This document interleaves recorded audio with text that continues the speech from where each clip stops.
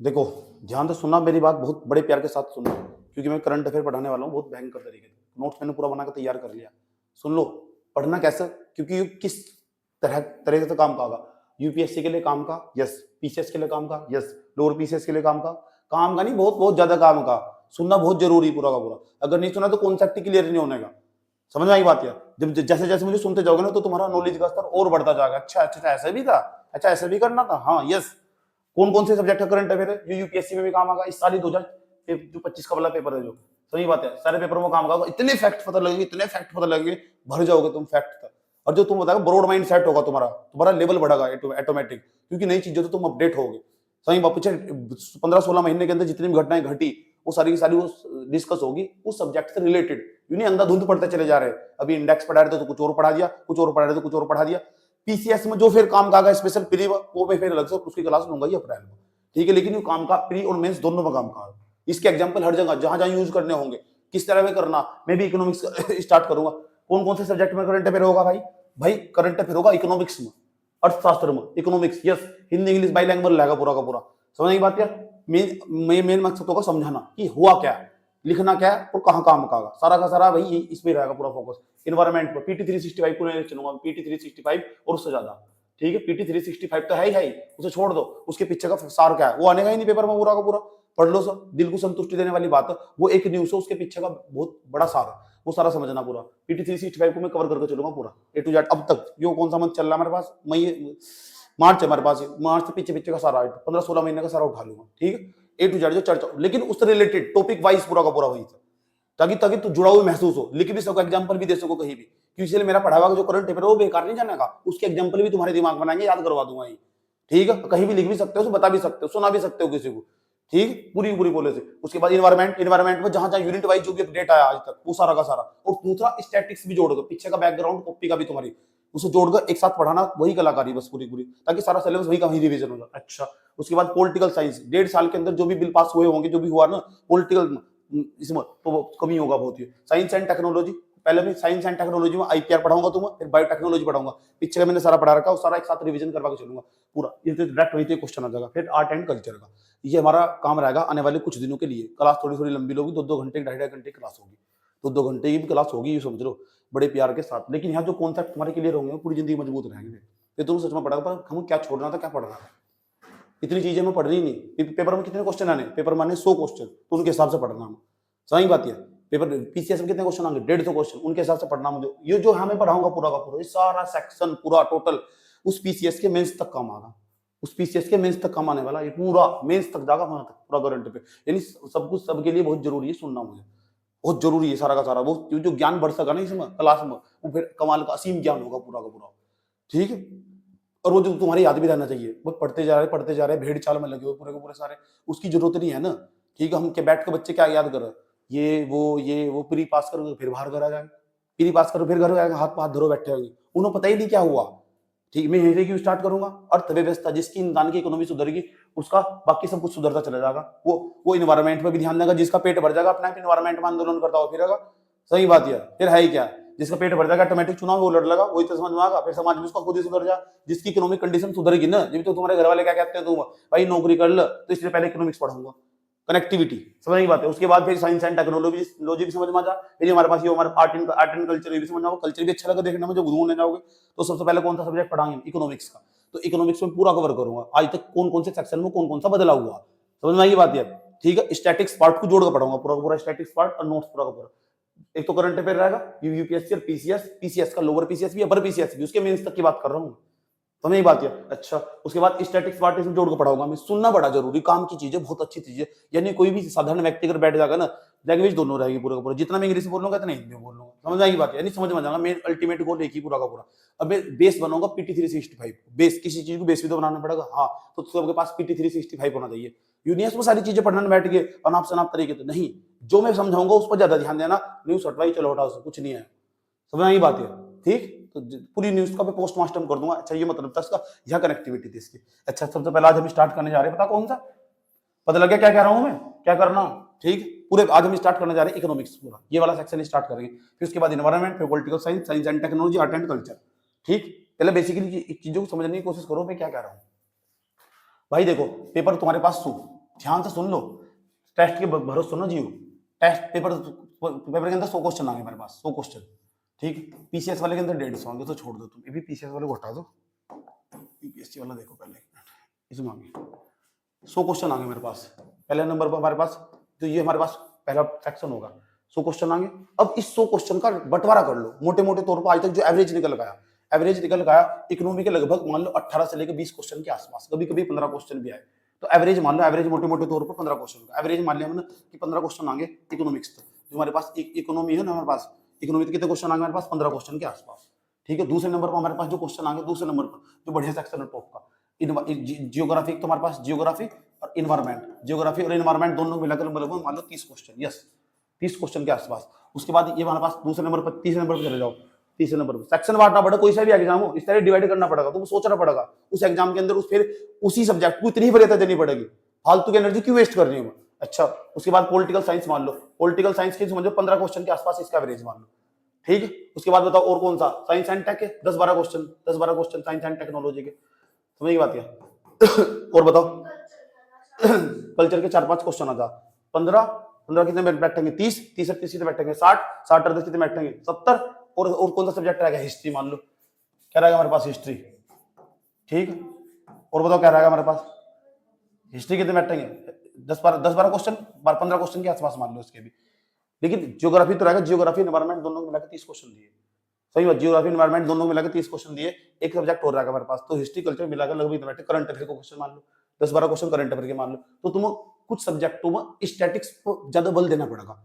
मैं क्यों कह रहा हूं ऐसा, अगर इकोनॉमी से 15-18 क्वेश्चन आ रहे हैं, 15-18 के आसपास क्वेश्चन आ रहे हैं, तो ये समझ लो उसमें से सारा का सारा करंट अफेयर तो उतारने का नहीं बिल्कुल भी, और जितना उन्होंने दे रखा है वो सारा पढ़ना भी नहीं बिल्कुल भी, क्योंकि एक बच्चे का माइंड ब्रॉड सेट होना चाहिए। हम करंट अफेयर सुबह से लेकर शाम तक चिल्ला रहे, बच्चों को देखता हूँ करंट अफेयर, कल भी मेरे पास बहुत सारे बच्चे हैं, आए दिन आते ना यहाँ, पता क्या करे कि करंट अफेयर पढ़ रहे, इतने सारे फर रहे उनके पास, इतने सारे, पीसीएस वालों को बता रहा हूँ तुम, इतने सारे फर रहे।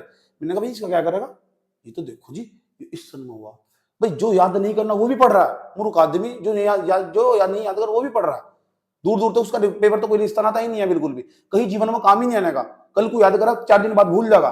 मैं तो क्लास देख रहा था 1.5 घंटे की जाकर, 1.5 घंटे की क्लास का मतलब क्या रहेगा, जब तो 10 दिन बाद उसके याद ही नहीं आया वो, ठीक है, क्योंकि पता क्या पढ़ रहा है, वो पढ़ रहा है सोल्यूशन। और पता क्या है पढ़ना क्या चाहिए, पढ़ना चाहिए करंट अफेयर के प्रॉब्लम क्या है, इंडिया के अंदर प्रॉब्लम क्या है, सही बात है। जब तो प्रॉब्लम ही नहीं पता समाधान क्या पढ़ लगा, तो सबसे बेस्ट चीज हो पता क्या है, प्रॉब्लम क्या है, और प्रॉब्लम तब समझ में आ गई जब बड़ी क्लास में बैठा कर सुनेगा, अच्छे ढंग के लोगों को सुनेगा, जब जाकर उसको सुधरेगा, आचरण सुधरेगा। क्या है हमारे पास, बैंक किस दिशा में काम करना चाह रहे थे, किस दिशा में करना चाहिए, क्या सुधार हुआ, बैंक का रेट कैसे बढ़ रहा है, कैसे घट रहा है बैंक का रेट, सही बात है, उसका कहां कहां इंपैक्ट पड़ेगा, इकोनॉमी पर क्या क्या असर पड़ेगा, कहां कहां इंपैक्ट पड़ेगा।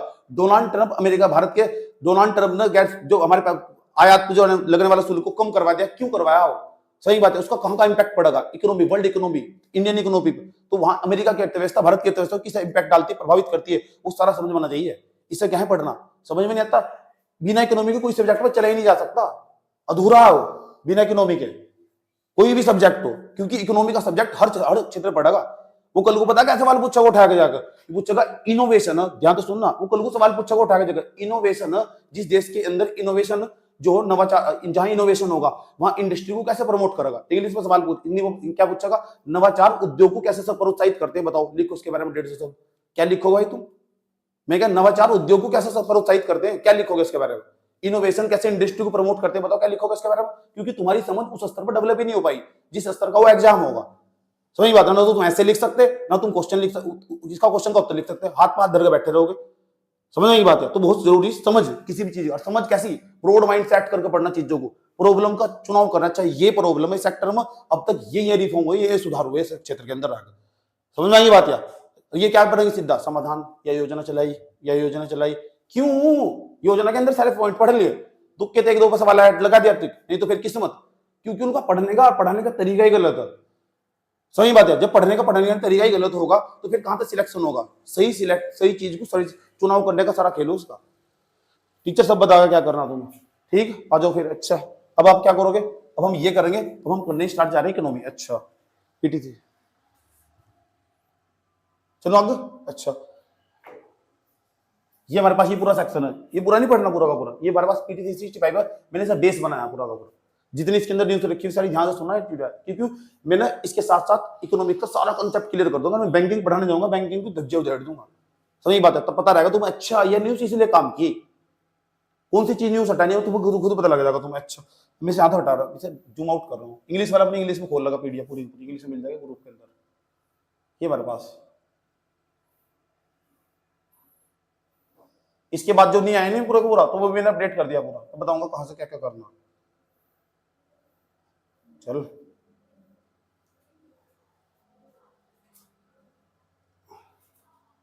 देखो क्या नहीं, money and banking, money and banking से 5 से लेकर 8 सवाल के आसपास है हर साल।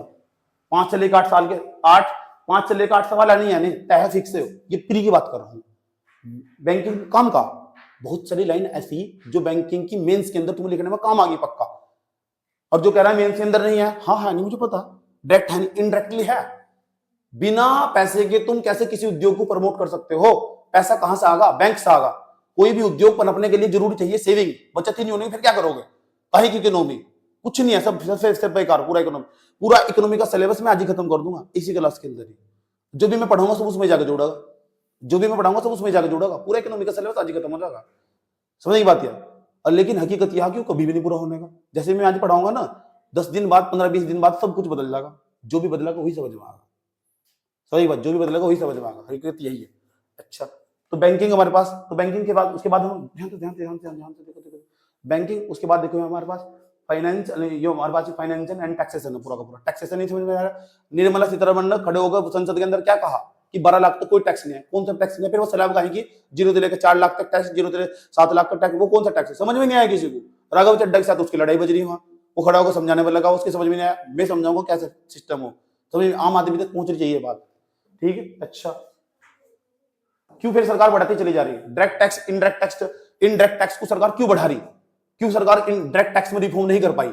सरकार की सबसे बड़ी कितनी कमियां खामियां, समझ बात, क्या क्या करा इन्होंने पूरा का पूरा, क्या करना चाहिए था क्या नहीं, कौन कौन से टैक्सेशन सिस्टम काम कर रहे दुनिया में भी, ठीक। ये तो यहाँ दे रखा है पूरा, ये हुआ ये हुआ ये हुआ, ये जब भी समझ में आएगा जब तुम्हारा माइंड सेट बड़ा होगा उस टॉपिक को लेकर, समझ बात है। तुम्हारे दिमाग में पड़ी रहेगी अच्छा अच्छा ये सिस्टम हो, ठीक। वो मेरे लिए घर की मुर्गी दाल बराबर जैसा होगा, 5-10 मिनट लगे मुझे समझाने में उसके लिए। तो बहुत जरूरी है बेस बनाना, पहले स्टैटिक को कवर करना, फिर उसके साथ जोड़ना।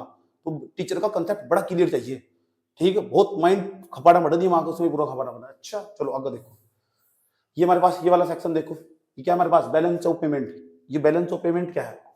क्या हो हमारे पास बीओपी, समझेंगे हम बैलेंस ऑफ पेमेंट क्या हो, भुगतान तलतुना, हर साल सवाल पूछेगा इसका, ठीक है। ये बैलेंस ऑफ पेमेंट है क्या? फाइनेंशियल मार्केट तक पक्का सवाल पूछेगा 100%। इस सारी न्यूज कवर कर लेंगे A to Z, इसके साथ बहुत चीजें सीखने को मिलेगी तुम्हें, बहुत नई चीजें। अच्छा और बताओ, ये हमारे पास एक्सटर्नल सेक्टर किस तरह काम कर रहा है, इस तो बार बार सवाल पूछेगा हर साल, 1-2 सवाल इस तो पक्का, 1 या 2 सवाल पक्का, 1-2 सवाल पक्का इसका एक्सटर्नल सेक्टर था, समझ बात है, हर साल सवाल है इसका, ठीक। तो कैसे सवाल, कैसे पढ़ना, किस तरीके से पढ़ना, वो सारा यहाँ बताया जाएगा तुम्हें।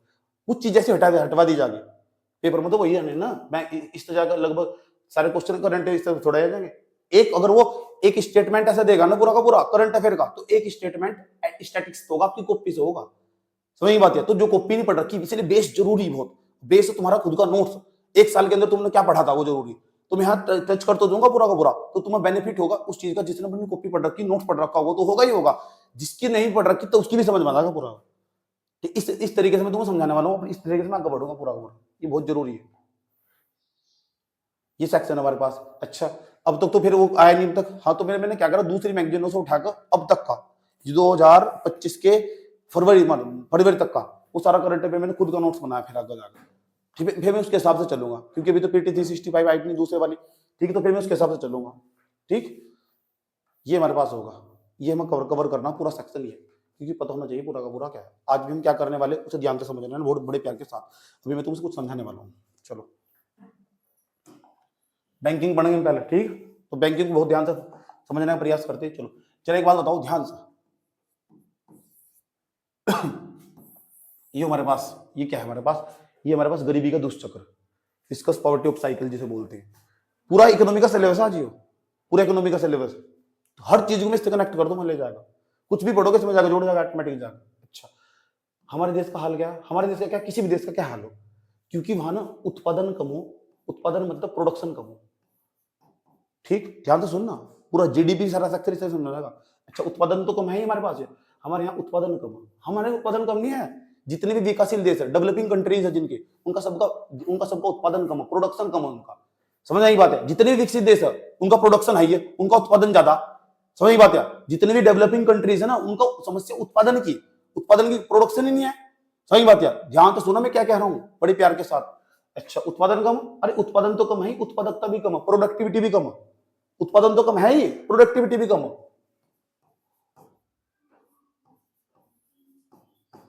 ये भी कम है। बता सकते हो सबसे ज्यादा उत्पादकता कौन से देश की? सब यूएसए की। यूएसए की उत्पादकता सबसे ज्यादा। वे 1 हेक्टेयर के अंदर पता कितना, 7,000 किलो के आसपास गेहूं निकालते हैं। 7,000 किलो के आसपास गेहूं निकालते हैं 1 हेक्टेयर के अंदर। 7,000 किलो, 7,000 किलो।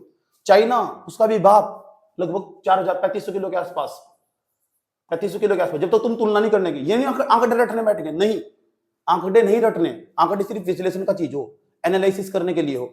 अच्छा, अगर तुम वहीं इंडिया की उत्पादकता देखोगे, बताओ इंडिया की उत्पादकता कितनी बैठेगी लगभग? पता किसी को? 2,000 भी नहीं है, 2,000 भी नहीं है, 2,000 भी नहीं कर पा रहे हम। अब सोच लो कितना बुरा हाल है हमारे पास। हमारे यहाँ प्रोडक्शन तो कम है, उत्पादन तो कम है ही, उत्पादन के साथ साथ उत्पादकता भी कम है। हमारे देश में कम नहीं है, जितने भी विकासशील देश है ना, जितने भी डेवलपिंग कंट्रीज है, उनके सबके अंदर उनकी प्रोडक्टिविटी कम है।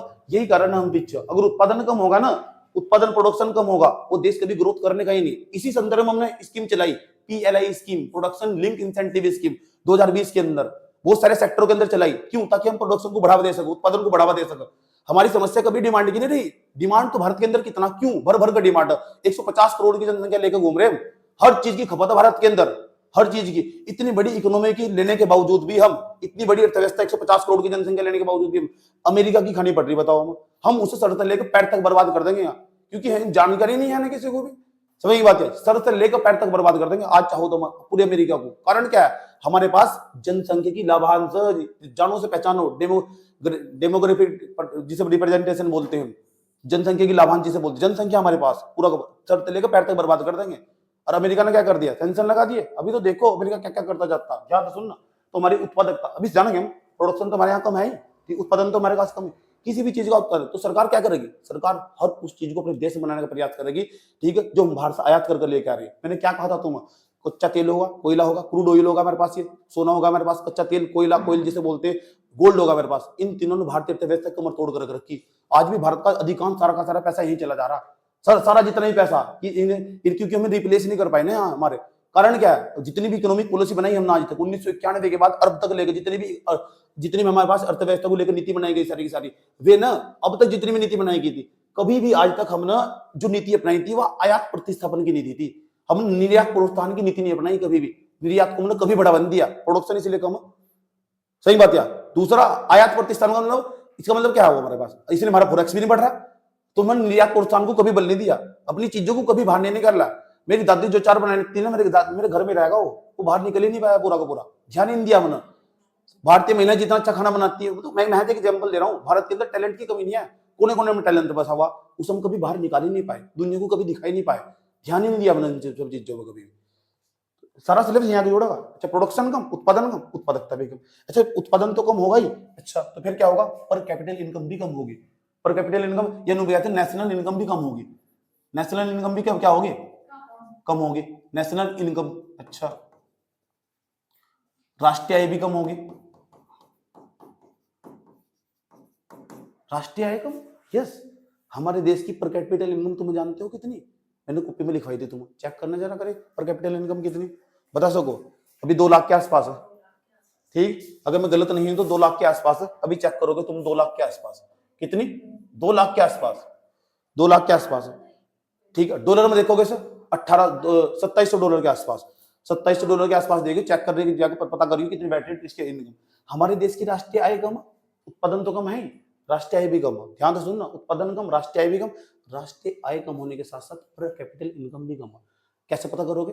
पता करोगे जब दूसरे देशों तो तुलना करोगे, कंपेयर करोगे।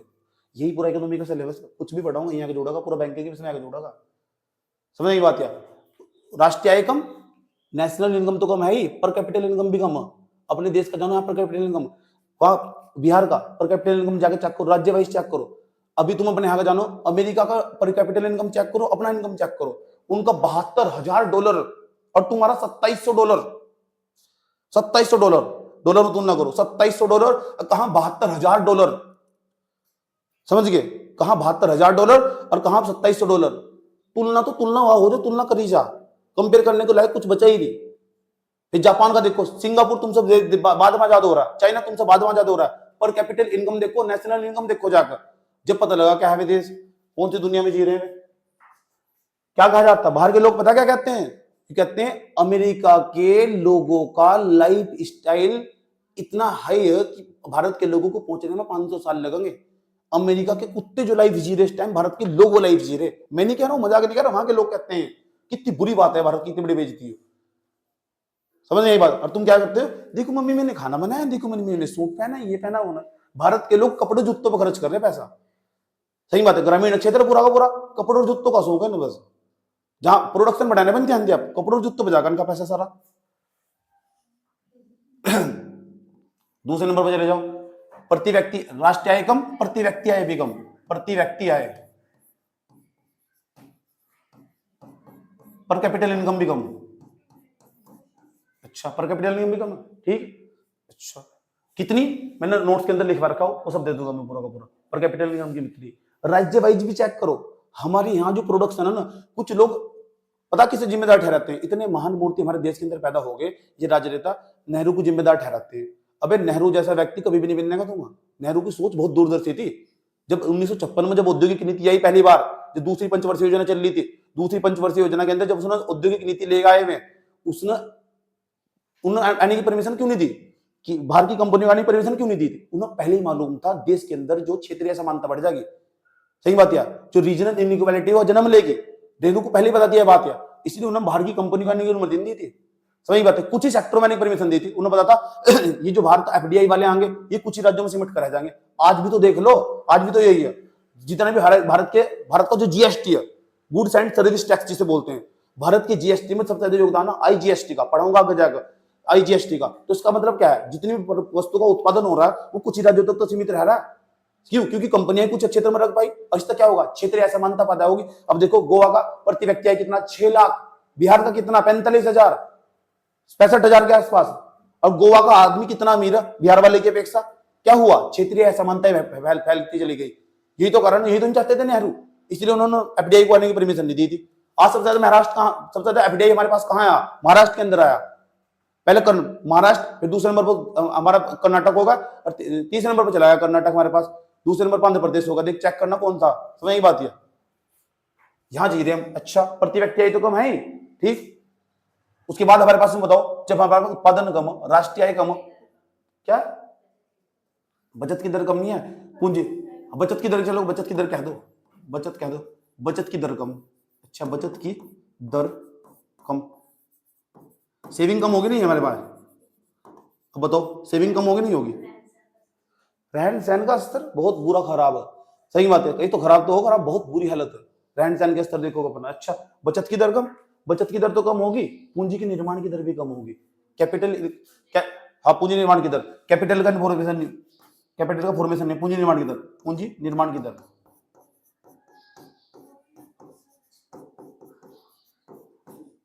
ठीक, पूंजी निर्माण की दर होगी। अच्छा, और बताओ दूसरा हमारे पास, जब एक बात बताओ करे, जब हमारे पास बचत नहीं कर पाने के, पता क्या हुआ, पता क्या हुआ, भारत के लोग बचा ही नहीं पा रहे। House hold saving economic survey कह रहा है, पिछले साल का भी इकोनॉमिक सर्वे यही बात बोल रहा था कि हाउस होल्ड सेविंग कम होगी। उस वक्त जितना कमा रहा ना वो भारत का लोग इतना ही खा रहा, बचाने के लिए छोड़ दिया उसने बचाना, ठीक है। बैंकों में पैसा ही नहीं है, और जब बैंकों में पैसा नहीं है तो बचत नहीं है, बचत कहां होगी, बचत होगी बैंकों में। मैं क्या पढ़ाने वाला, बैंक, अब बैंक के पास पैसा नहीं है, अब बैंक के पास पैसा नहीं है, बैंक एक प्रकार का बिजनेस है, सही बात है, दूसरे के पैसे से पैसा कमाओ, वो तुम्हारे घर की बराबर में खड़ा हो जाएगा, तुम अपनी मर्जी तो उसके पास जाओगे ताकि तुम्हें इंटरेस्ट मिलेगा, ब्याज मिलेगा तुम्हें, इसलिए अपने घर में रखने से बढ़िया तुम उसके पास जाकर पैसे जमा करोगे, फिर अब तुम्हारे पैसे से पैसा कमाओगे, फिर आगे जाकर लोन देगा वो, लैंडिंग रेट उधार दर देगा वो पूरा का पूरा, तुमसे तुम्हें देगा 10%, वहां देगा तुमसे तुम्हें देगा 2%, आगे देगा 15%, उसके बीच में पैसा कमाएगा, बहुत पैसा कमाते हैं बैंक। दिक्कत पता क्या हुई, बैंक डूबने की कगार पर। कारण क्या, कि भारत के लोग बैंक में पैसे जमा करने नहीं जा रहे। पैसे जमा क्यों नहीं करने जा रहे, इनके हाथ में पैसा ही नहीं है।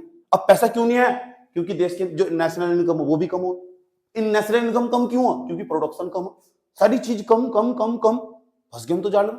अच्छा, उसके बाद क्या होगा? बचत की दर कम होगी तो पूंजी के निर्माण की दर भी कम होगी, कैपिटल का फॉर्मेशन ही नहीं बनेगा, कैपिटल बनी नहीं पाएगी, पूंजी बनी नहीं पाएगी, पैसे नहीं बन पाएगा, पूंजी निर्माण की दर कम होगी, क्या ही तुम अवसंरचना पर क्या ही खर्च कर लोगे, इंफ्रास्ट्रक्चर पर क्या खर्च कर लोगे तुम? अवसंरचना पर क्या खर्च कर लोगे? कोई पैसा खर्च नहीं बन पाएंगे। इस साल का जो बजट आया, ध्यान से सुनना मेरी बात, इस साल का जो बजट आया 50 लाख करोड़ रुपए का बजट, 50 लाख करोड़ रुपए के बजट के अंदर तुम तो ये समझ जाओ, तुम जो हो पूंजी, जो हमारे पास परिसंपत्ति पर खर्च कर रहे हैं, अवसंरचना पर पैसा खर्च कर रहे हैं, जो पूंजीगत व्यय कर रहे हैं, दो व्यय हमारे पास, दो प्रकार के खर्चे हो, 50 लाख करोड़ रुपए, उसे दो भागों में बांट लो, एक तो हमारा रेवेन्यू एक्सपेंडिचर जिसे बोलते हैं, राजस्व, एक हमारे पास पूंजीगत व्यय जिसे बोलते हैं कैपिटल एक्सपेंडिचर। तो भारत सरकार का जो कैपिटल एक्सपेंडिचर है, जो हमारे पास पूंजीगत व्यय है, जो अवसंरचना पैसा खर्च करते हैं, वो 11 लाख करोड़ रुपए है, केवल 11 लाख करोड़ रुपए। और यहाँ जब हम अब अपने पुल पे भी पैसा खर्च नहीं कर पाएंगे, जब हम अपनी रोड पे पैसा खर्च नहीं कर पाएंगे, अपने इंफ्रास्ट्रक्चर पैसा खर्च नहीं कर पाएंगे, तो व्यक्ति की उत्पादन करने की क्षमता नहीं बढ़ने की। मैं जब यहाँ से रोड की जाता था तो मुझे एक ही लेक्चर में एक जाने का आने का 1.5-2 घंटा लग जाता था। आज मैं 13 मिनट में पहुंचा रोड की, कारण क्या? रोड सुधर गई पूरी की पूरी। सही, हमने अपनी अवसंरचना पे खर्च करा। अगर इंफ्रास्ट्रक्चर पर पैसा अच्छी तरह खर्च करूँ तो मेरी उत्पादन करने की क्षमता बढ़ जाएगी। अभी मैं 4 लेक्चर पढ़ा के चलाऊं, 4 लेक्चर पढ़ा के चलाऊंगा मैं, कारण क्या है? क्योंकि पूंजी के निर्माण की दर बढ़ जाएगी। कैसे बढ़ जाएगी पूंजी के निर्माण की दर? क्योंकि अवसंरचना पे पैसा खर्च हुआ। जब अवसंरचना पे पैसा खर्च ही नहीं हुआ, सही बात है, ये भी पैसा कम खर्च होगा, तो फिर क्या होगा? हमारा देश फंस चुका गरीबी के दुष्चक्र के अंदर। सही, ये हो गरीबी का दुष्चक्र, डिस्कस पॉवर्टी ऑफ साइकिल जिसे बोलते हैं। सही बात है। तो इस गरीबी के दुष्चक्र से कैसे बाहर निकलना, हम हर वो प्रयास करेंगे इस दुष्चक्र से कैसे बाहर निकला जाएगा। अगर कोई व्यक्ति इसके जंजाल में फंस गया ना, तो एक बार व्यक्ति की भी यही बात है, जो व्यक्ति की बात है वही देश की बात है। अगर कोई देश इस जंजाल में फंस चुका है, उसका निकलना मुश्किल ही नामुमकिन है। जो मैंने डायग्राम बनाया है तो मेंस के आंसर राइटिंग में कहीं भी इस्तेमाल कर सको, कहीं भी। यही तुम्हारा पूरा सिलेबस है। पूरी भारत की जितनी भी नीतियां होगी एक ही शब्द के आसपास घूमेगी, उसका नाम है प्रोडक्शन। क्या है? प्रोडक्शन, उत्पादन। पूरी नीतियां जितनी भारत की जितनी बन जाएगी एक ही शब्द के आसपास घूमेगी। उत्पादन हुआ, एक तो हमारे पास उत्पादन हो, एक तो प्रोडक्शन हो हमारे पास, एक उत्पादन हो, एक हो आय इनकम, एक हो वही एक्सपेंडिचर। तीनों एक ही सिक्के के पहलू। देश में जितने रुपए का उत्पादन होगा, इतने रुपए की आय होगी, इतने रुपए का खर्चा होगा। सही बात है। उत्पादन, आय और व्यय एक ही सिक्के के 3 पहलू। इसका मतलब यही हमारा जितने रुपए का उत्पादन हुआ वही हमारा जीडीपी हो, वही हमारा ग्रोस डोमेस्टिक प्रोडक्ट कहते हैं, सकल घरेलू उत्पाद जिसे कहते हैं, वही हो जीडीपी। देश में कितने रुपए का उत्पादन हुआ, देश ने कितने पैसे कमाए, सही बात है, कितने रुपए का उत्पादन हुआ, देश कितना रुपए खर्चा करना चाह रहा है, 50 लाख करोड़ रुपए खर्चा करना चाह रहा है, वही हमारा जीडीपी है। उसी चीज को हम जीडीपी कहते हैं। समझ में बात है। अगर जिस देखा जीडीपी बढ़ता होगा, जिस व्यक्ति के पास 500 रुपए होंगे, एक के पास 50,000 रुपए होंगे, कौन सा अच्छा होगा? जिसके पास 50,000 रुपए होंगे। इनकम बढ़नी चाहिए। हम हर वो प्रयास करेंगे देश के अंदर उत्पादन बढ़ा जा सके। उत्पादन क्यों बढ़ा जा सके? नेशनल इनकम बढ़ा जा सके। नेशनल इनकम क्यों बढ़ा जा सके? प्रति व्यक्ति आय बढ़ा जा सके। प्रति व्यक्ति आय कब बढ़ेगी? जब प्रति व्यक्ति आय बढ़ जाएगी, लोगों का तो पैसा क्या करेंगे? बचत करेंगे। और जब बचत करोगे, बस हिंते निकल लिया। यही, जब बचत करोगे तो बचत करने का सारा काम अपने घर में करोगे। बचत अपने घर में रखोगे, बैंकों में जाकर करोगे। बैंक में जाकर करेंगे तो बहुत जरूरी है बैंक को, इसलिए बैंकिंग बहुत जरूरी बैंकिंग के लिए कि भारत के लोग घर से बाहर निकले, जिनके पास एक्स्ट्रा पैसा पड़ा हुआ वो जाकर बैंकों में जमा करें। क्या होगा फिर? ये बैंक है ना, तो लोन देंगे। लोन किसे देंगे? इन्वेस्टर को लोन देंगे। इन्वेस्टर, निवेशक बड़े बड़े लोगों को लोन देंगे। तुम्हारा पैसा, आम आदमी का पैसा, बड़े बड़े लोगों को लोन मिलेगा, अंबानी अडानी को लोन मिलेगा। और लोन मिलने के बाद क्या करेंगे? अवसंरचना निवेश करेंगे, देश के अंदर आर्थिक क्रियाएं होंगी। सही बात है, ठीक। ये हमारा काम होगा। बैंक यहाँ चले आए, हर सिलेबस को मैं इसलिए जोड़ दूंगा भैया, यहाँ इसमें बैंक यहाँ छिपे हुए, क्योंकि हम बचत की दर बढ़ानी है। अब बचत की दर क्यों बढ़ानी? इसलिए बढ़ानी ताकि पूंजी के निर्माण की दर बढ़ जाए। पूंजी के निर्माण की दर कैसे बढ़ेगी? कैपिटल का फॉर्मेशन कैसे होगा? जब अवसंरचना पर पैसा खर्च होगा। अब सवाल है इससे कैसे बाहर निकला जाए? सारा खेल इसी चीज का, इस गरीबी के दुष्चक्र से कैसे बाहर निकलेंगे हम, वो और प्रयास करेंगे। सही बात है। तो हम चाह रहे हैं कि बचत की दर को कैसे बढ़ाया जाए। तो जितने बैंक काम करेंगे ना, सारा का सारा तो इसी दर पर काम करेंगे। बैंक की एक ही इच्छा होगी, ज्यादा से ज्यादा लोग उसके पास आवे, उसके अंदर पैसा जमा करें। सही बात है। और ज्यादा पैसे जमा करेंगे। लेकिन आज पता क्या हुआ? भारत के लोगों की आदत बदल चुकी। जो मैं लाइन बोल रहा हूँ, पेपर में सवाल पूछ रखी, भारत के लोगों की जिस तरह आदत बदलेगी ना, उस तरह ही तुम्हारे बैंक काम करेंगे। सही बात है। हमारे यहाँ 1955 में बना था एसबीआई। सही बात, इंपीरियल बैंक ऑफ इंडिया नाम था पहले इसका, फिर एसबीआई कर दिया गया 1955 में। ठीक। फिर उसके बाद इंदिरा गांधी आई 1969 में, 14 बैंकों का राष्ट्रीयकरण कर दिया उन्होंने, 14 बैंकों को नेशनलाइज बैंक बना दिया। कौन से नेशनलाइज बैंक को बात करेंगे अभी। उसके बाद क्या हुआ, 6 बैंकों का और फिर राष्ट्रीयकरण हुआ। इस तरह करके हमारे बैंक धीरे धीरे काम नहीं कर रहे थे। ये प्राथमिक क्षेत्र में, प्राइमरी सेक्टर में कभी लोन नहीं दिया इन्होंने। प्राइमरी सेक्टर में किसान को कभी लोन नहीं देते हैं, अंबानी अडानी को लोन देते हैं। हमारे जो बैंक जितने भी अंबानी अडानी को लोन देते हैं। हम निर्मला सीतारमण ने पिछले साल खड़े होकर संसद के अंदर अंबानी अडानी का, बड़े बड़े पूंजीपतियों का 16 लाख करोड़ रुपए माफ कर दिया, और किसानों का इनको आज तक कोई बिल माफ नहीं हुआ। जो हमारे जिस देश के अंदर अन्नदाता की कोई इज्जत नहीं है, उस देश के वो क्या ही कर लगा बताओ। हमारे देश की अर्थव्यवस्था किसकी, रीढ़ की हड्डी कृषि क्षेत्र। क्या ही खाओगे तुम कहीं भी बैठ कर कुछ भी पढ़ रहे हो बैठ कर, अगर किसान ही दुखी रहेगा तो क्या ही कर लोगे, क्या कमा लोगे, क्या खा लोगे। समझ नहीं बात है। तो हमारे यहाँ किसान बहुत दुखी बड़ी मात्रा में, तो सारा सुनना पड़ेगा तुम्हें जो मैं बोल रहा हूँ। तुम्हें यही सिलेबस है इसका। अब मैं आगे बढ़ूंगा, उस जो इन्फॉर्मेशन लिखी तुम्हें दे ही दूंगा। तुम ये समझाना बहुत जरूरी था। पता लग गया क्या कह रहा हूँ। कुछ भी पढ़ाऊंगा यहाँ के जुड़ेगा, अपना दिमाग यही रखना। अच्छा इसीलिए से कर रहे हैं, बचत की दर बढ़ानी है। अच्छा बचत की दर बढ़ानी है तो बैंक अच्छे काम करने चाहिए। अच्छा बैंक अच्छे काम कब कर रहे थे, 1997 से पहले बैंकों की बहुत बुरी हालत थी। नरसिम्हा राव की सरकार ने, सही बात है, नरसिम्हा राव की सरकार ने 1997 के तक बैंकिंग जो सुधार हुए, उसके बाद हमारे बैंकों ने कभी पीछे मुड़कर नहीं देखा, और आज तक बैंक प्रॉफिट में चल रहे। आज तक भी बैंक प्रॉफिट में चल रहे। आज के घर घर की महिलाओं की जानकारी होगी कि घर में पैसा नहीं रखना, बैंक में जाकर जमा कर देना, इतना ही रखना जिससे उसका खर्चा चल सके। समझ बात। उसके बाद हमारे बैंकों ने कभी पीछे नहीं मुड़कर देखा। लेकिन कहते हैं वक्त और हालात सबके बदलते हैं, और जमाना चले जाता है, और लोगों की आदत बदलती है। अब लोगों की आदत बदलनी स्टार्ट होगी। अब लोगों ने सोचा यार मैं बैंक में पैसा जमा करने जाता हूँ, वहां तो मुझे 2% 3% ब्याज मिल रहा है, बैंक तो मुझे 3%, मैं तो नहीं करता यहाँ, मैं तो जाऊंगा गोल्ड में निवेश करने जाऊंगा। स्टॉक मार्केट आकर खड़े हो गए, सही बात है, म्यूचुअल फंड आकर खड़ा होगा, SIP आकर खड़ा होगा। अब बैंकों की इनसे टक्कर, सही बात है, ये बैंक नुकसान पहुंचाएंगे आज नहीं तो लंबे समय तक नुकसान पहुंचेगा, क्योंकि लोग हो गए जागरूक। और जब जागरूक हो गए तो बैंक में जमा नहीं कर रहे। बहुत सारे लोग जो जागरूक नहीं है, बैंक से पैसा निकाल के दूसरी जगह लगा रहे, क्योंकि वहां 7-8% मिल रहा। तुम यहाँ क्यों लगाओ बैंक में पैसा, बैंक में रखना ही तो पैसा बैंक में क्यों रख। आदत बदलेगी, अर्थव्यवस्था भी इस तरह ही बदलेगी, जैसे जैसे लोगों की आदत बदलेगी। ऐसे पेपर क्वेश्चन टपकेंगे। बात समझ में आई है क्या कहने की कोशिश कर रहा हूँ। कॉन्सेप्ट क्लियर होना चाहिए पूरी तरह, ठीक। तो इस सब्जेक्ट को कभी भी अलग करके पढ़ाई नहीं जा सकता। समझ में तो लोग कैसे अलग करके पढ़ ले कि हेडिंग बना लो, चलो भाई ये हो गया हो गया हो गया, ऐसा कुछ नहीं होता। सब्जेक्ट को जुड़ाव महसूस होना चाहिए पढ़ते वक्त। सब्जेक्ट कोई सा भी हो, अलग अलग तरीके से पहले पढ़ते तो पहले सोच लो यूज कहाँ करेंगे इसका। कोई ये चीज पढ़ रहे हो, इसका यूज कहाँ करेंगे। इसका यूज करोगे, खूब यूज करोगे। कहाँ यूज करोगे, जब गरीबी के भुखमरी के बारे में लिखने को आ जा। अर्थव्यवस्था कहीं भी यूज कर सको। इस गरीबी के दुष्चक्र से हमें बाहर निकलना, ये हमारी पॉलिसी होनी चाहिए, नीति होनी चाहिए। हम डेवलपिंग कंट्री से फंस चुके हैं इसमें। 1991 में तो बहुत बुरी हालत हो गई थी।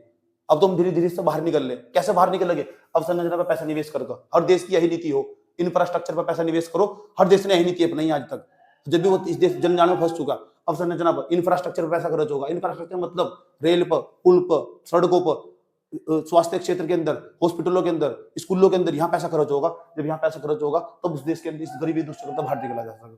फिर क्या होगा, प्रोडक्शन बढ़ना स्टार्ट हो जाएगा, कंपनियों में पैसा खर्च होगा, द्वितीय क्षेत्र को प्रमोट करना होगा। द्वितीय क्षेत्र जो सेकेंडरी सेक्टर है हमारे पास, ही हो सेकेंडरी सेक्टर जिसे हम द्वितीय क्षेत्र कहते हैं, मैन्युफैक्चरिंग सेक्टर कहते हैं, जिसे कंपनियां कहती हैं। इन कंपनियों के अंदर जो हाई टेक्नोलॉजी, रोबोट को हटाना होगा, ऐसी तकनीक का इस्तेमाल करना हो जो श्रम प्रधान तकनीक हो, जहां 50 मजदूरों की जरूरत हो, ऐसी तकनीक का करो, टेक्नोलॉजी का 50 मजदूरों की जरूरत हो वहां।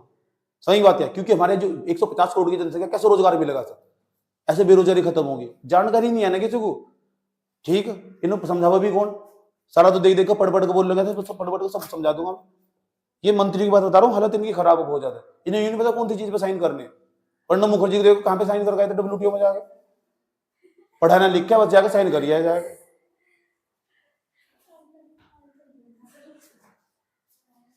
फिर आके पछता रहे, और आज तक उसका दुख हम आज तक झेल रहे। भारत के उद्योग धंधे चौपट होने वाले हैं, क्योंकि अमेरिका की वस्तु भारत के अंदर प्रवेश करने वाली। ट्रंप ने साफ कह दिया, और हम चाह के भी ट्रंप को रोक नहीं सकते। सही बात है, भारत के उद्योग छोटे छोटे ऐसे भी है, ढके गिरेंगे सारे के सारे। अमेरिका का सामान भारत की मार्केट में प्रवेश करेगा तो लोग अमेरिका वाले पे ज्यादा ट्रस्ट करेंगे। इसे कुछ आसान भाषा में इस तरह समझो। अभी तो मैं खड़ा होकर बोल रहा हूँ यहाँ से, चलो मुझे छोड़ दो। 2 लड़के आए, एक गांव का आया, एक शहर का आया, तुम किसकी तरफ ज्यादा देखोगे, शहर वाले की, ओबियसली कॉमन सेंस वाली बात है। किसकी तरफ देखोगे, अभी तो दांत दिखा, देखोगे ही देखोगे, प्रकृति ऐसी ना, माइंड सेट इसी तरह हो सके।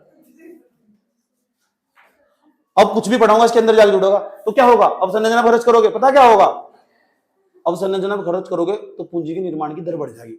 अब पूंजी के निर्माण की दर बढ़ जाएगी तो धीरे धीरे फिर उत्पादन की दर बढ़ जाएगी, प्रोडक्शन बढ़ जाएगा, प्रोडक्शन बढ़ जाएगा ना ऑटोमेटिक, तो फिर समझाओ देश की इनकम भी बढ़ जाएगी। और जब बढ़ जाएगी तो फिर बचत भी करने स्टार्ट कर देंगे लोग, और जब बचत करनी स्टार्ट कर देंगे धीरे धीरे इस गरीबी के दुष्चक्र से हम बाहर आ जाएंगे।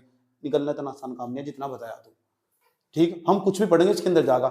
तो अब हम क्या चाहते हैं, यहाँ तो हमने एक लाइन सीखी, क्या, इस गरीबी के दुष्चक्र से मुझे बाहर निकलना तो बहुत जरूरी है, भारत के लोग बाहर निकले और बैंकों में जाकर पैसे जमा करें। ठीक, अब मैं बैंकों पर जाऊंगा और बैंकों की पूरी हालत समझाऊंगा। बैंक का मतलब पता क्या हो, एक हमारे यहाँ एक वर्ड चले इंक्लूशन, सही उसे बोलो समावेशन। यहां हम बात करते हैं फाइनेंशियल इंक्लूजन की, वित्तीय समावेशन। वित्तीय समावेशन कितना जरूरी हो, आम आदमी भी बैंक के अंदर जाना चाहिए, पैसे जमा करना चाहिए। वो व्यक्ति जो ट्राइबल से जनजातीय क्षेत्र के अंदर रहता है, झोपड़ी घेर कर किसी जंगल के अंदर बैठा हुआ और उसके पास इतने सारे पैसे 20,000 रुपए, हम चाहते हैं उसे भी बैंक की जानकारी होनी चाहिए। वो 20,000 में से 20,000 अपने, एक तो तरीका हो सके 20,000 को कोटने में बंद करके रख दो, जो मेरी दादी रखती थी, एक वो ठेके ले लेती थी घी वाली, उसके अंदर रख देती थी, घी उसके अंदर निकाल देती थी। सही बात, ऑटोमेटिक उनको वही जानकारी थी, क्योंकि बैंकिंग का जब तक कंसेप्ट नहीं आता, अवेयर नहीं आते, जागरूक नहीं आते हैं, समझ नहीं बात। या तो जनजाति जो व्यक्ति के जो लोग बैठे हुए, जो फुलिया बैठी हुई इतने सारे पैसे लेकर झोपड़ी गिर के बैठी हुई, क्या उसका पैसा ऑटोमेटिक बढ़ जाएगा? बुद्धिमत्ता किस बात में होगी, उस 20,000 रुपए में तो निकाल कर 2,000 रुपए अपने खर्चे के रख ले, 18,000 रुपए निकाल कर बैंक में जमा कर का। सही बात, जानकारी होनी चाहिए, इसे बोलो वित्तीय समावेशन, यही है वित्तीय समावेशन। अब इसे ऐसे घुमा कर पढ़ो, ऐसे घुमा कर पढ़ो, ऐसे घुमा कर पढ़ो, समझ में, यो वित्तीय समावेशन। हम चाहते हैं वित्तीय समावेशन होना चाहिए। वित्तीय समावेशन क्यों होना चाहिए? किसी भी देश के अंदर अगर अर्थव्यवस्था को रन करना, अर्थव्यवस्था की इकोनॉमी को चलाना, बहुत जरूरी उसके हाथ में पैसा होना चाहिए। पैसा कैसे आगा? बैंक से आगा। तो बहुत जरूरी है बैंक अच्छे काम करने चाहिए, और बैंक अच्छे जब भी काम करेंगे जब भारत के लोग उसमें पैसे जाकर जमा करेंगे। 150 कौन कह रहा है भारत गरीब है? तुम्हारे अंदर ऐसी तकनीक होनी चाहिए, ऐसी टेक्नोलॉजी होनी चाहिए, तुम भारत के हर व्यक्ति 1-1 रुपया निकाल सको। 150 करोड़ रुपए कल तुम्हारे हाथ में आ जाएंगे। कौन कह रहा है भारत गरीब है? 84 करोड़ लोग कल मैच देख रहे थे, गरीब हैं, गरीब मानसिकता से गरीब हैं। 84 करोड़ लोग मैच दे रहे थे साथ बैठ कर जाकर। अब सोच लो, भारत में एक ही गरीबी पाई जा, इसे मेंटल पॉवर्टी बोलते हैं हम, मेंटल पॉवर्टी पाई जा भारत के अंदर, मानसिक गरीब है भारत के लोग। ये गरीब दिख रहे हैं, 2,000 करोड़ रुपए बाहुबली में फूक कहां जा गए? बाहुबली पिक्चर देखने, देवसेना, ये गरीब है। 2,000 करोड़ रुपए फूक दिए भारत के लोग को ना, बाहुबली की देवसेना। उसने उसे क्यों मारा था? बाहुबली को क्यों मारा था? कटप्पा ने बाहुबली को क्यों मारा था? गरीब दिख रहे थे मुझे। तो यहां अलग लेवल की गरीबी। तो हम क्या चाहते हैं, क्या बैंक अच्छे तरीके से काम करने चाहिए? तो बैंक अच्छे तरीके से काम कब करेंगे? जब हमारे देश के अंदर बचत की दर होगी। बचत की दर कब होगी? अब जब बचत की दर होगी, जब नेशनल इनकम होगी, अब उत्पादन होगा, अब संरचना का पैसा खर्च होगा। इस पर नजर रखना, संरचना पर, इंफ्रास्ट्रक्चर पर। अगर इंफ्रा पर पैसा अच्छा न करिए, खर्च होगा ना। जब भी मैं इंफ्रास्ट्रक्चर की बात करता हूं तो समझ जाना पूंजी उसकी बात कर रहे हैं, हमारे पास पूंजीगत व्यय की बात कर रहे हैं, क्योंकि असंरचना पर पैसा खर्च करना। बजट को 2 भागों में बांट, बजट का 50 लाख करोड़ रुपए का भारत सरकार का बजट है। इस बार तो धामी की सरकार ने भी 1 लाख करोड़ रुपए का बजट पास कर दिया। उत्तराखंड का भी 1 लाख करोड़ रुपए का बजट है इस बार का। सही बात है, अभी मैं उत्तराखंड का बजट ही पढ़ाऊंगा चलते चलते, ठीक है? तो तुम समझना ध्यान से, 50 लाख करोड़ रुपए मतलब 11 लाख करोड़ रुपए इस पूंजीगत व्यय हो रहा है, संरचना पर खर्च हो रहा है। ज्यादा होना चाहिए हो, 39 लाख करोड़ रुपए के आसपास। पता किस पर खर्च हो रहा है? राजस्व पे। रोड बनाने में पैसा खर्च नहीं हो रहा है, खड्डे बढ़ने पैसा खर्च हो रहा है। इसे मेंटेनेंस कॉस्ट बोलते हैं देश का, वहां ज्यादा पैसा खर्च हो रहा है। होना चाहिए किस पर? पूंजीगत व्यय ज्यादा होना चाहिए। और वो पिछले पूंजीगत व्यय ना लगातार बढ़ा नहीं, पिछले साल 10 लाख करोड़ रुपए था, 1 लाख करोड़ रुपए सारा बढ़ाया। जब तक अपन पूंजीगत व्यय को नहीं बढ़ाने के, हम जब तक हम अपने कैपिटल एक्सपेंडिचर को नहीं बढ़ाने के, तब तक देश का जो गरीबी होता कभी बाहर नहीं करने का। समझ में बात है? ठीक, ब्याज ही इतना देकर रहे तुम। भारत के अंदर बच्चा पैदा हुआ 1.5 लाख रुपए कर्जे में पैदा हो रहा है। कल को एक बच्चा पैदा हो जाए भारत के किसी कोने में, 1.5 लाख रुपए कर्जे में पैदा हो रहा हो, 1.5 लाख रुपए के लगभग कर्जे में पैदा हो रहा है। इतनी बुरी हालत। अब फंसते जा रहे हो तुम इस रण जाल में। जो तुम्हारा सिलेबस होगा पूरा का पूरा, बैंक कहां यहाँ आगे, बचत की दर, बचत करण कहां जाएंगे लोग? भारत के बैंक में जाएंगे, तो बैंक यहाँ के जोड़ेंगे। अब हम ये पढ़ेंगे। अब बैंकों की समस्या सुन लो, जा चलो इसे हटाओ। अब बैंकों की सुन लो ध्यान लगाएगा, ठीक है?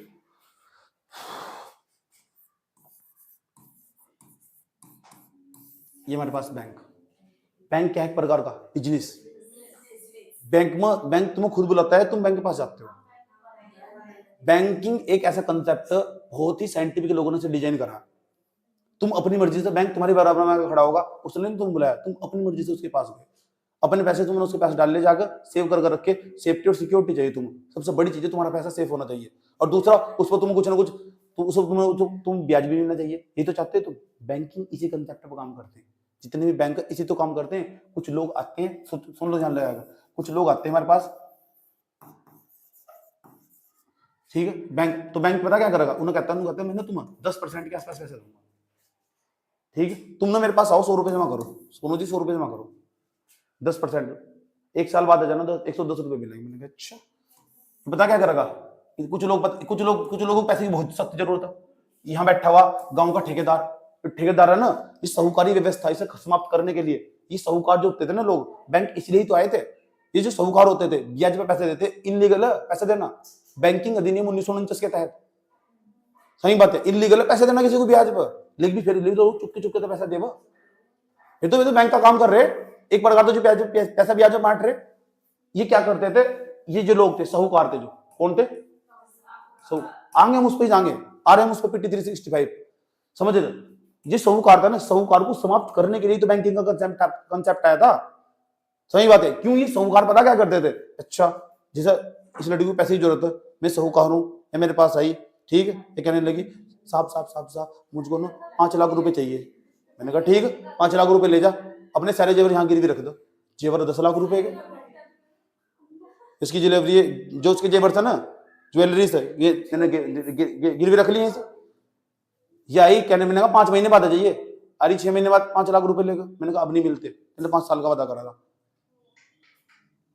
सही बात है, 5 महीने का वादा करा था, 6 महीने बाद क्यों आई, अब नहीं मिलते थे जेवर, 10 लाख के जेवर हड़प लिए। अब बताओ उसका शोषण हुआ नहीं, किसने करा, मैंने करा, नहीं करा, बताओ, इतनी बात समझ में नहीं आई। ये साहूकार यही तो काम करते थे, इसी तो हम चाहते हैं बैंक होने चाहिए। अब बैंक भी यही काम करते हैं, साहूकार जो काम कर रहा था बैंक भी यही काम कर रहे हैं, बस तुम दिखाई नहीं दे रहा। देखो भारत के लोग खुद आगे बढ़ रहे हैं, 10% पे पैसे जमा कर देंगे वहां जाकर, यहां तो सुनना चाहिए। कुछ लोग और आगे, ये लोग आए, ध्यान तो सुनना, ये लोग आए, ये इन 15% पे दे देगा, 15%, ये 100 रुपए ना, 100 रुपए उठा के पकड़ा देगा लोगों को, ले 100 रुपए ले जा उठा के जाके, अच्छा 100 रुपए ले गए। इसमें जिस रेट पे पैसा देगा उसे लैंडिंग रेट बोल लेंगे, उधार दर बोल लेंगे, और जिस पर हम पैसे जमा करने गए उसे जमा दर बोल लेंगे, डिपॉजिट रेट बोल लेंगे, डिपॉजिट रेट, जमा दर। और जिस बैंक पर लोन दिया गया उसे बोल लेंगे मेरे पास बैंक रेट या लैंडिंग रेट, उधार दर, दोनों दर समझ में आई। अब बताओ, जो हमेशा जो हमारे पास जो जमा दर हो ना, जो उधार दर हो, तो उधार दर हमेशा ज्यादा होगा, नहीं तो फिर बैंकिंग प्रॉफिट कैसे कमाएगा, बैंक कैसे लाभ कमाएगा, प्रॉफिट कैसे कमाएगा, तो उधार दर हमेशा ज्यादा होगी, जमा दर समय से। ये उधार दर हमारे पास, लैंडिंग रेट है, ये हमारे पास क्या है, हमारे पास ये डिपॉजिट रेट है, ये ज्यादा पैसा कमाएगा। इसको कितना पैसा कमाएगा ना, ये हमारे पास 15% पर दिया उसे ना, 15% माइनस 10 कितना बैठेगा, 5%, ये 5% पैसा इसकी जेब में जाएगा खुद का, ये इसका बिजनेस। मैंने कहा इसलिए बैंकिंग एक प्रकार का बिजनेस है, और इतना पैसा कमाते हैं, बहुत पैसा कमाते हैं, सही बात है। अब बताओ कैसा हो अगर ये सारे के सारे लोग ये बैंकों में पैसा कम जमा करना शुरू कर दे, बैंक को कैसा लगेगा, अच्छा लगेगा, बुरा लगेगा, कितना कैसा रहेगा, सब समझाऊंगा, हो रहा हूं ना। SLR क्या हो, CRR क्या हो, वो किस तरह काम कर, रेपो रेट क्या हो, रिवर्स रेपो रेट, बच्चों की समझते ही बाहर हैं, उनकी खोपड़ी में नहीं घुसते हैं। UPI क्या हो, NPCI क्या हो, क्यों बनाए गए, आजकल क्या हो रहा है, पहले क्या हुआ, पेपर में सवाल कैसा आएगा, कैसे सही करूं, ठीक। ये बैंक है ना, जितने भी बैंक हमारे पास, ये अब कैसा हो, अगर ये बैंक के अंदर जो पैसे जमा करने जा रहे हैं, बैंक के अंदर जो पैसे जमा करने जा रहे हैं, अगर ये लोग पैसे जमा करना कम कर दे, बैंक को कैसा लगेगा, अच्छा लगेगा, बुरा लगेगा, अच्छा कैसा होगा, इसके पास कोई लोन देने नहीं आऊँ, समझ बात है, ठीक, कैसा रहेगा इसका बैंक के लिए, बहुत बुरा, तो बैंक तो खराब हो जाएगा। यही सब समस्या देश के अंदर चल रही है इस टाइम, यही समस्या इस टाइम देश के अंदर चल रही है। पता क्या हो रहा, हाउस होल्ड सेविंग कम होगी, भारत के लोग बैंकों में पैसा जमा करने नहीं जा रहे, समझ गए, क्यों, पैसा निकाल कर अपना सेव करके स्टॉक मार्केट में चले जा रहे, किसी के फंड में लगा रहा, कोई म्यूचुअल फंड में लगा रहा, कोई SIP में लगा रहा पैसा, ये सब समझाऊंगा क्या होगा, रहा तो क्या कर रहा है, यहाँ समस्या खड़ी होगी, इसी समस्या का समाधान करना हम। और जो हमारे पास, एक तो हमारे पास भारत सरकार, ध्यान से सुन लेना अच्छे तरीके से, ध्यान से पूरा तमीज से समझना। एक हो हमारे पास बैंक, क्या हो हमारे पास बैंक, हमारे पास ये हमारे पास आरबीआई केंद्रीय बैंक, ये केंद्रीय बैंक भारत का, RBI reserve bank of India कहते हैं सर। ये हमारे पास गवर्नमेंट ऑफ इंडिया, ये भारत सरकार होगी, ठीक। ये हमारे पास बैंक हो गए, वो भारत सरकार होगी। जो आरबीआई काम करता, आरबीआई जो काम करने का काम करता ना, वो काम करता हमारे पास पता किस चीज पर, आरबीआई काम करता इन्फ्लेशन थ्योरी पर, महंगाई दर पर, इन्फ्लेशन थ्योरी पर। और ये काम करता ग्रोथ थ्योरी पर, ग्रोथ थ्योरी, यस। ये करता महंगाई पर काम, महंगाई पर नियंत्रण करने का प्रयास करता, यस, महंगाई पर नियंत्रण करने का प्रयास करता। और ये किस पर, ये हमारे पास राजकोषीय नीति को देखने का काम करता। इसकी तो हो मौद्रिक नीति, मौद्रिक नीति, मौद्रिक नीति, मॉनेटरी पॉलिसी बोलते हैं जिसे जो। उसके बाद हमारे पास गवर्नमेंट ऑफ इंडिया होगी हमारे पास। तो गवर्नमेंट ऑफ इंडिया किस पर ध्यान देती होगी हमारे पास, ग्रोथ थ्योरी पर, ग्रोथ थ्योरी, ठीक, ग्रोथ थ्योरी पर ध्यान देती है, सही बात है। इसकी जो नीति हो उसका नाम है राजकोषीय नीति। एक जो मैं समझाऊंगा तो समझ लो, राजकोषीय नीति, राजकोषीय नीति। भारत सरकार काम करेगी ग्रोथ थ्योरी पे। भारत सरकार चाहेगी देश के अंदर ग्रोथ ज्यादा से ज्यादा कैसे हो, ताकि अपना रिपोर्ट कार्ड सुधार सके, लोगों को दिखा सके, देखो हमने पहले पिछले साल इतना पैसा खर्च करा था, 49 लाख करोड़ रुपए, इस साल तुम 50 लाख करोड़ रुपए खर्च कर रहे। उस तो पिछले साल हमने 47 लाख करोड़ रुपए खर्च करे थे। इस बार देखो हमने कितना बजट बढ़ाया अपना, कितना ग्रोथ कर रहे हैं हम, कितने परसेंट से ग्रोथ कर रहे हैं हम। भारत सरकार का इस बार का नया आंकड़ा दे रहा हूं तुम, इस बार भारत सरकार का जो ग्रोथ रेट तय करा गया वो 6.5% के आसपास है। भारत सरकार ने कहा 6.5% की ग्रोथ रेट तय करेंगे। इसका मतलब क्या हो, अगर भारत सरकार ने पिछले साल 100 रुपए खर्च करे थे भारत पर, इस साल वाचारी अगले साल 106 रुपए खर्च, 106.5 रुपए खर्च करेंगे। इससे मतलब ग्रोथ रेट कितना होगा, 6.5%। ये इसका मतलब रहने का अनुमान लगाओ, सिर्फ अनुमान होगा कितना वो अगले साल पता लग जाएगा। सही, ग्रोथ रेट इतना रहने का अनुमान पता लग चुका है। भारत सरकार ने पहले 100 रुपए खर्च करे थे, अब 106.5 रुपए खर्च करे, समझ 6.5% के आसपास ग्रोथ रेट रहने का अनुमान है भारत में। भारत में जो ग्रोथ रेट का अनुमान लगाया जाओ, IMF भी लगा हुआ, इंटरनेशनल मॉनेटरी फंड, ठीक है, अंतरराष्ट्रीय मुद्रा कोष जिसे कहते हैं। कब बना था वो, ब्रिटेन वुड्स समझौते के तहत बना था वो 1944 में। समझ यही बात है, ठीक। तो हमारे पास तो भारत सरकार किस पर काम करती है, ग्रोथ थ्योरी पर। किस पर काम करती है, और भारत सरकार जिस नीति को तय करती है, जिस नीति में, राजकोषीय नीति, फिजिकल पॉलिसी, भारत सरकार फिजिकल पॉलिसी पे काम करती है, राजकोषीय नीति पे काम करती है। आरबीआई काम करता है इन्फ्लेशन थ्योरी पे, इन्फ्लेशन थ्योरी, महंगाई दर पर, महंगाई पर काम करता है, महंगाई पर नियंत्रण करने का प्रयास करता है, ठीक है। और ये उसकी जो नीति है उसमें मतलब मॉनेटरी पॉलिसी, मौद्रिक नीति, समझ नहीं बात। अब मैं कुछ भी पढ़ाऊंगा तो भारत सरकार जो हमारे पास बैंक हो गए, बैंक मतलब आरबीआई, हर देश के पास उसका एक केंद्रीय बैंक हो। भारत के देश के पास भी उसका केंद्रीय बैंक है, अमेरिका के पास उसका केंद्रीय बैंक है फेडरल रिजर्व बैंक, चाइना के पास उसका bank, People's Bank of China जिसे बोलते हैं, जापान के पास उसका केंद्रीय बैंक, हर देश के पास उसका केंद्रीय बैंक हो, सेंट्रल बैंक हो, वही सभी बैंकों का बाप हो, उसे बैंकों का बैंक भी कहते हैं। हमारे यहाँ से आरबीआई को बैंकों का बैंक भी कहते हैं। देश के अंदर जितने बैंक है सारे के सारे सब इसके नियंत्रण में, इसके कंट्रोल में आते हैं। सही बात है। हमने इसके लिए एक एक्ट भी बना रखा है, banking regulation act 1949, banking regulation act 1949, banking अधिनियम 1900, बैंकिंग नियंत्रण अधिनियम 1949। सही बात है, ये हमने बना रखा 1949 का बैंक। बैंक किस पर काम करेगा, महंगाई दर पर, महंगाई को कंट्रोल करने का प्रयास करेगा। जो हमारी सरकार किस पर काम करेगी, राजकोषीय नीति को सही करने का प्रयास करेगी, ग्रोथ थ्योरी पर काम करेगी, भारत के अंदर ग्रोथ कितना रहना चाहिए इस पर काम करेगी। और इसी चीज को लेकर हमेशा लड़ाई रहती है। समझ बात है, इसी चीज को लेकर भारत के अंदर लड़ाई है। ध्यान से सुनना, अभी माइंड तुम्हारा बहुत ब्रॉड होता चला जाएगा। ये राजकोषीय नीति, ये मौद्रिक नीति, दोनों को कभी भी अलग करके नहीं पढ़ा जा सकता।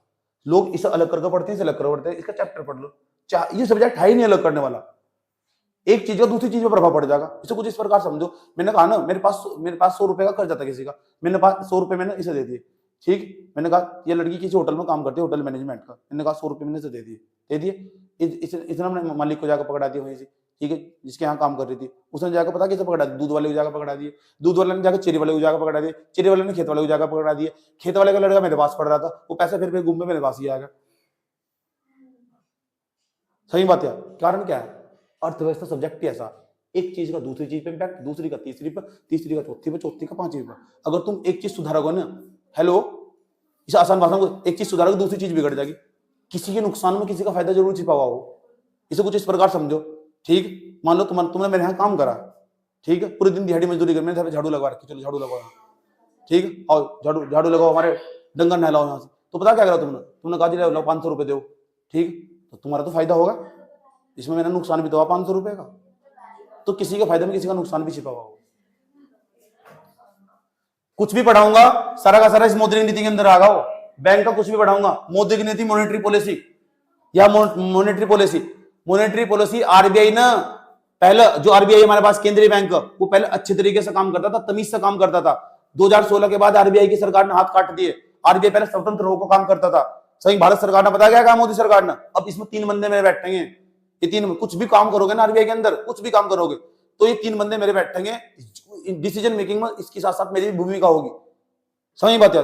तो आरबीआई पहले बहुत अच्छे तरीके से काम करता था, लेकिन सरकार ने पता क्या करा, सरकार ने ये करा, सरकार ने आरबीआई के भी हाथ काट के एक तरफ रख दिए, और वो आरबीआई भी बेचारा बहुत मजबूर होगा बेचारा।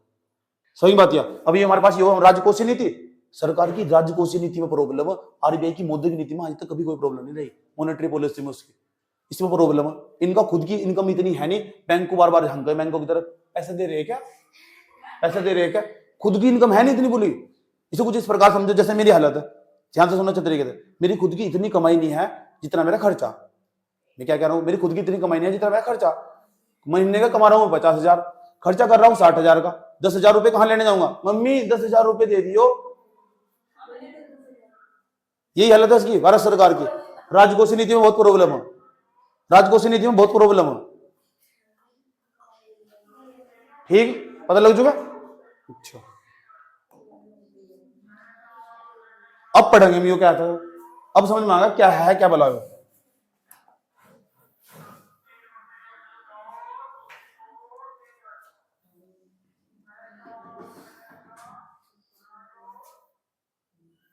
क्या बीमारी से,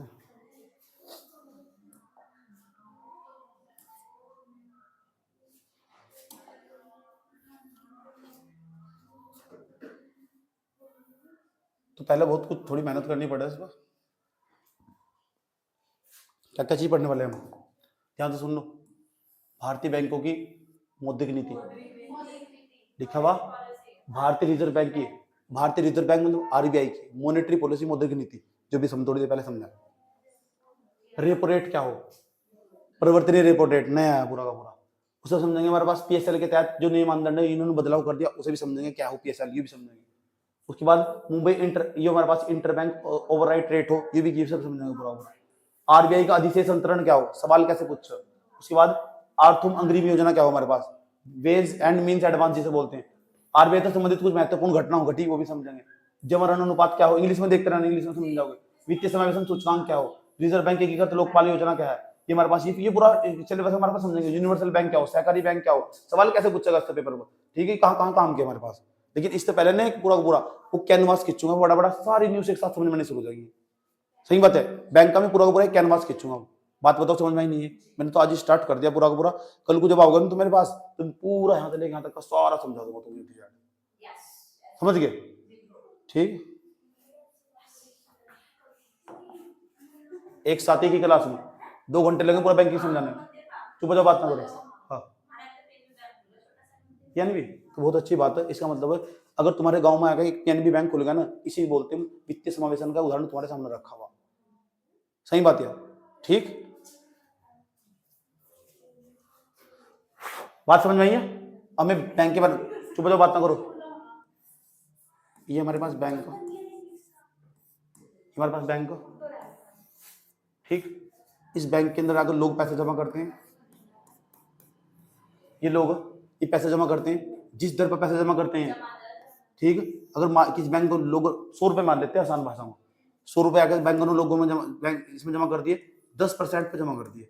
बैंक ने वादा करा मैं तुझे 1 साल बाद 110 रुपए दे दूंगा, लोग अपनी मर्जी से बैंक को पैसे जमा कर दिए। जिस दर पर पैसे जमा करे उसे डिपॉजिट रेट कहते हैं। डिपॉजिट रेट हिंदी में कहते हैं जमा दर। जमा दर आराम आराम से समझाता हूँ बड़े प्यार के साथ, कोई दिक्कत नहीं है। क्यों, लालच था भारत के लोगों, लालची था भारत के लोग।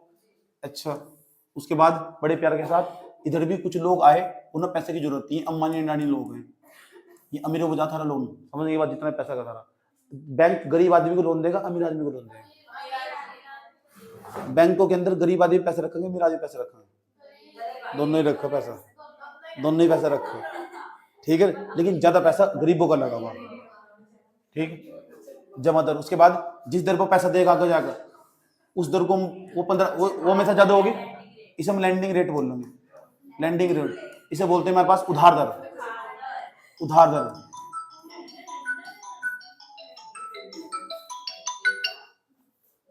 हेलो, पता लग चुका, पता लग गया हम क्या कह रहे हैं। तो ये हमेशा उधार दर हो, हमेशा जो लैंडिंग रेट हो ना, जो हमेशा लैंडिंग रेट हो वो ज्यादा होगा किस हमेशा डिपॉजिट रेट से। इतनी बात बताओ, समझ में नहीं है कोई दिक्कत। अब बैंकों के पास और कहां समस्या, और कहां समस्या। सोचो, जो बैंक में पैसा लेने आए थे लोग, ठीक, ये लोग जो बैंक में पैसा लेने आए थे लोन लेके चले गए थे, ठीक, कोई दिक्कत नहीं है तक। समस्या देखो पूरी बैंक की कहां, फिर वो सारा समाधान समझ में आ जाएगा। ये लोग बैंक में पैसा जमा करने वापस ही नहीं आए, किस्ती बाउंस हो गई, और 3 महीने तक लगातार इनकी कोई किस्त नहीं आई, 90 दिनों तक। सही बात है। अच्छा एक बात बताओ जरा, सुन लो, एक वर्ड दे रहा हूं हमारे पास, उसे बोलते हैं एसिड्स। एसिड्स, इसे बोलते हैं परिसंपत्तियां, परिसंपत्तियां, ठीक है, लिखा ना, परिसंपत्तियां, परिसंपत्तियां। सुन लो, एसिड नहीं है, एसिड्स, परिसंपत्तियां। हर वो चीज जो मेरे लिए इनकम जनरेट करती होगी, हर वो चीज मेरे लिए जो आय का सर्जन करती होगी, उसे परिसंपत्तियां बोलते हैं, ठीक, पता लग चुका है हमें। हर वो चीज जो मेरे लिए इनकम जनरेट करती होगी, मेरे लिए आय का सर्जन करती होगी, वो मेरे लिए मेरी परिसंपत्ति होगी। मेरा टैब मुझे पैसे कमा के दे रहा, मैं इसलिए टेस्ट बना रहा हूं डेली का डेली बैठ, तो मेरे लिए पता क्या है, मेरी परिसंपत्ति है। सही बात यार, कोई दिक्कत नहीं तक। मैंने ना इस लड़की को जाकर बैठ कर, चलो इसे छोड़ दो, अब वहां चलते हैं, अपनी मैडम के पास चलते हैं। मैडम है एक रुड़की वाली, कौन, रुड़की वाली बैंक वाली मैडम हो। सोनू जी क्या हाल चाल है, मैंने कहा बढ़िया सुनाओ। मैंने कहा मैडम मुझे पैसे चाहिए, ठीक, ठीक है, बताओ कितने पैसे चाहिए। मैंने कहा मैडम मुझे चाहिए 5 लाख रुपए।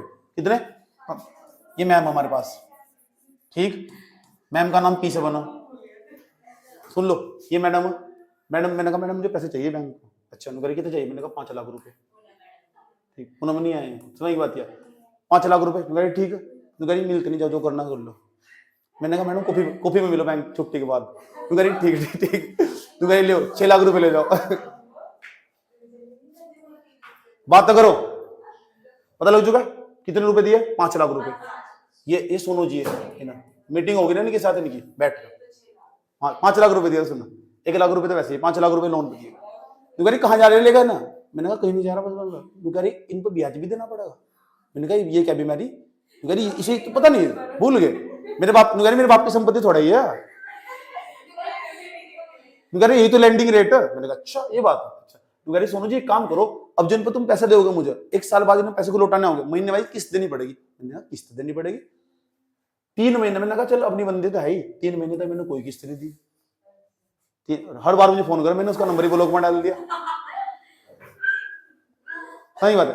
अब बताओ मैडम को अच्छा लगा बुरा लगा होगा, सही बात। तो जो मैडम थी, मैडम तो परेशान भाई, हाँ।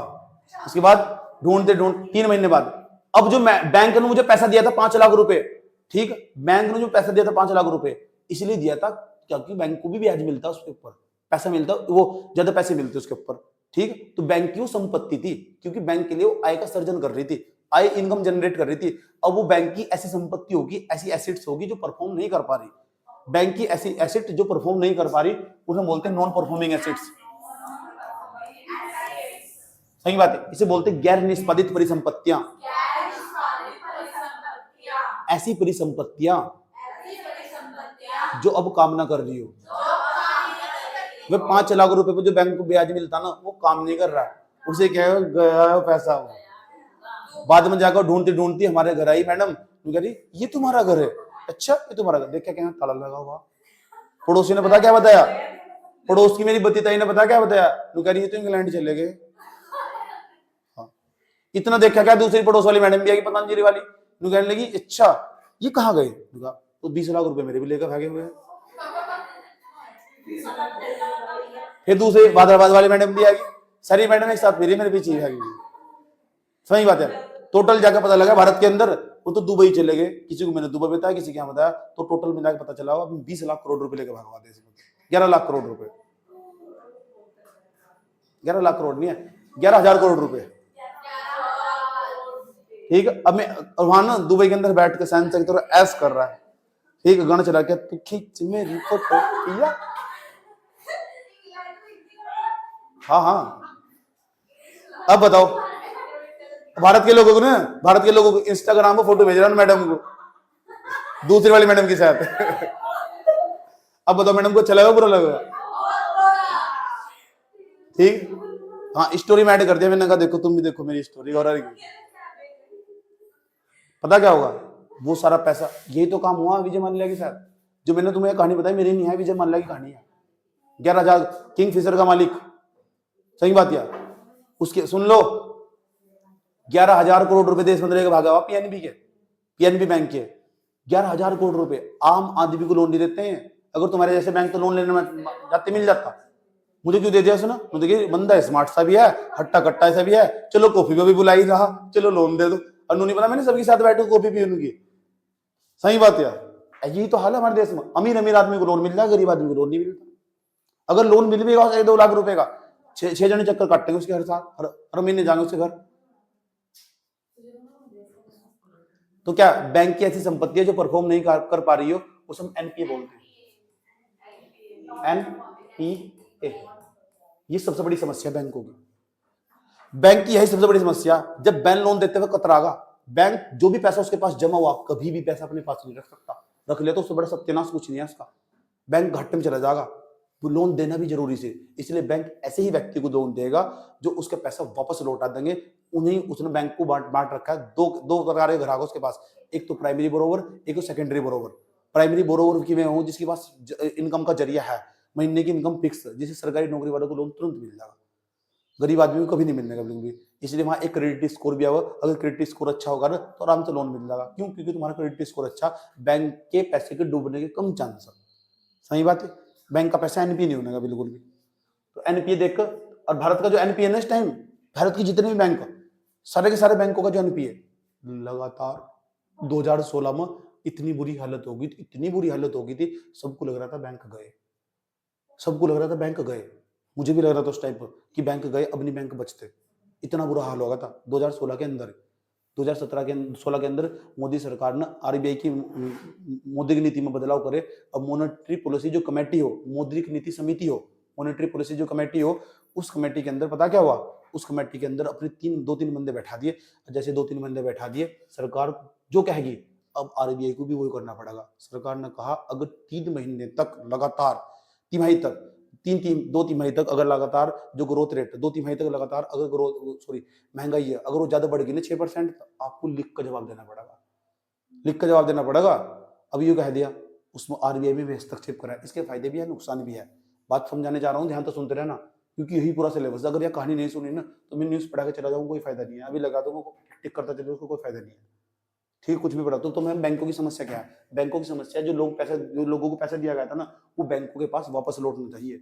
ठीक है, फिर सारी मैडम जो मुझे ढूंढ रही थी भर भर कर गाड़ियां देगी, सही बात है, क्योंकि मैं उनका पैसा लेकर फरार हो चुका। उनकी संपत्ति अब ना आय का सर्जन नहीं कर पा रही, उनके लिए इनकम जनरेट नहीं कर पा रही, सही बात है। जब इनकम जनरेट नहीं कर पाने की तो वह संपत्ति उनकी खराब हो चुकी, एनपीए हो चुकी। वह जब भी तो हम पढ़ रहे, अब वो बनाया हमारे पास NARC, सही बात है, ARC एसेट रिकंस्ट्रक्शन कंपनी जिसे बोलते हैं, सही बात है। फिर जो ना जिनका पैसा एनपीए होगा था उनसे पैसा वसूलने का काम करती है। इस तरह की हम कंपनियां नई लेके आ रहे, सही बात है। तो हम इस पूरी चीज को हम समझने का प्रयास करेंगे क्या है, समझ में आई बात है। अब ध्यान तो सुन लो, ये लोग तो पैसा लगेगा नहीं, कुछ लोग ऐसे भी हो जो उद्योगपति हो, कंपनी वाले लोग हो, उन्हें जो पैसा मिलना चाहिए, लोग क्या चाहेंगे, ये रेट कम से कम होना चाहिए। ये जो लोग बैंक में पैसा लेने जाएंगे, ये चाहेंगे जो बैंक रेट हो जिस पर उन्हें उधार मिल रहा है, वो उधार दर कम से कम होनी चाहिए, सही बात है। अब बैंक भी बहुत सारे, सही बात है, तो जो बैंक कम ब्याज पर लोन दे रहा होगा, कम ब्याज पर लोन दे रहा होगा, तो हम तो उस पर देने जाएंगे ना जो कम रेट इंटरेस्ट पे कर रहा होगा, जिसकी ब्याज दर कम होगी, उस वाले बैंक में लोन लेने जाएंगे हम। तो उस वाले बैंक में क्यों लोन लेने जाओ, सही बात है, पता लग चुका। अब हम इसी चीज को हम पूरा का पूरा सिलेबस से जोड़कर अब सारा समझेंगे, पूरी कहानी को हम आगे बढ़ाएंगे।